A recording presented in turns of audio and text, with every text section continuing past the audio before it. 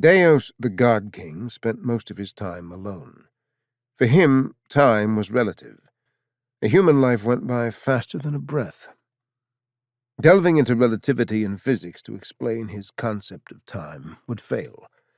At a certain point, human understanding of these concepts broke down. The God King was alone now. Although he had the ability to fly, he preferred to walk. It harkened back to his species' beginnings. He supposed some things didn't evolve. He'd given a gift to Anitium when he'd looked from side to side in the human's dream, and he wondered what they had made of it. He had meant it as a joke.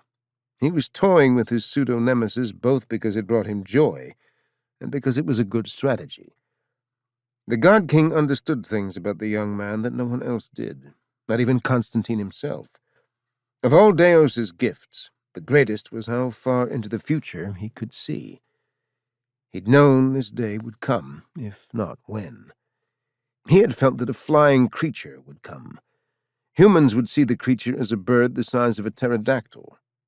Deus thought of it as Avis, a word his kind had granted humanity long ago. He looked around the translucent fields he'd been walking through. He'd flattened a trail through the tall, grass-like plants. He could command the plants to stand back and erase his path, but there was no point.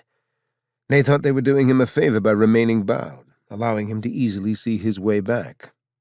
Let them worship as they saw fit. Avis was far away.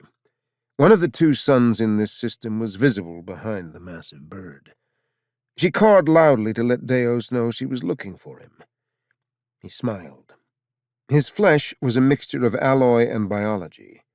His teeth were alloy, and they sparkled beneath the star's light. Deus didn't look at it, but kept his eyes on Avis. She soared to him and landed 30 meters away, then cawed again. Still smiling, Deus went to her.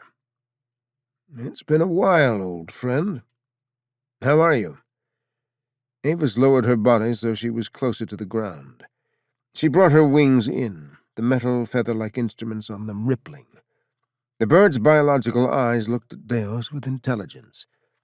He stepped closer to the animal and ran his hand across the top of her head. The bird cooed. "What do you see, old friend?" "The same as me?" Deus asked.